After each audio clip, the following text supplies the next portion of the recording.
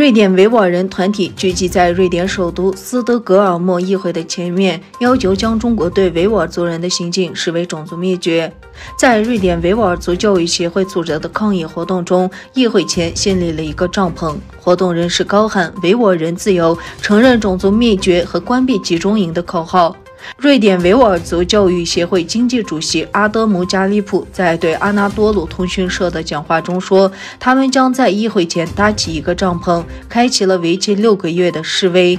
加利普指出，大约有300万维吾尔族人被中国关押在集中营中。加拿大、荷兰和美国承认中国对维吾尔族人的做法是种族灭绝。我们希望瑞典议会做出同样的决定。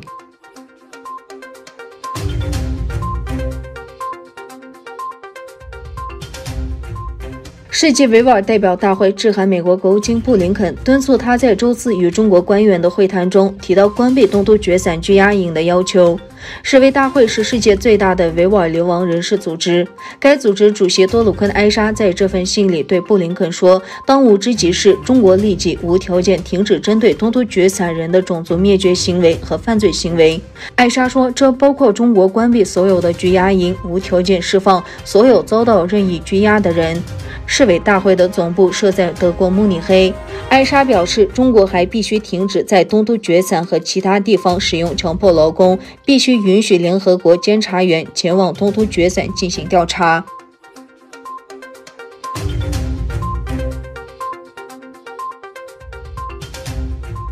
美中开始了拜登政府上台以来两国的首次高层会谈，双方言辞激烈，在两国试图稳定紧张关系之际，定下了不和谐的基调。美国国务卿布林肯在周四会谈开场时宣读了美国对中国不满的问题。布林肯则说，我们将对中国在东突厥散、香港、台湾的行为，以及对美国的网络攻击、对盟友的经济胁迫等议题深表关切。这些行为都威胁到维护全球稳定秩序的基本规则。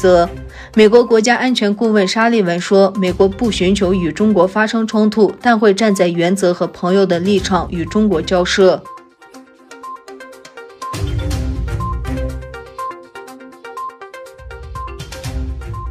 中国法院周五开始审理2名被控在中国从事间谍活动的加拿大人案件。加拿大外交部长马克·加诺在推特上表示，加拿大驻中国大使馆接到通知，迈克尔·斯帕费和康明凯的庭审将于3月19日和22日举行。加诺在推特上说，加拿大政府将继续不懈地努力，确保被中国任意拘留的斯帕费和康明凯获得立即释放。斯帕费和康明凯在2018年底被捕，距今年已逾2年。在他们被拘捕不久前，加拿大应美国的要求拘留了中国电信巨头华为的高管孟晚舟。孟晚舟目前在温哥华被居家软禁，他竭力避免被引渡到美国。他被控在华为与伊朗的交易问题上向美国银行撒谎，美国指其违反了制裁政策。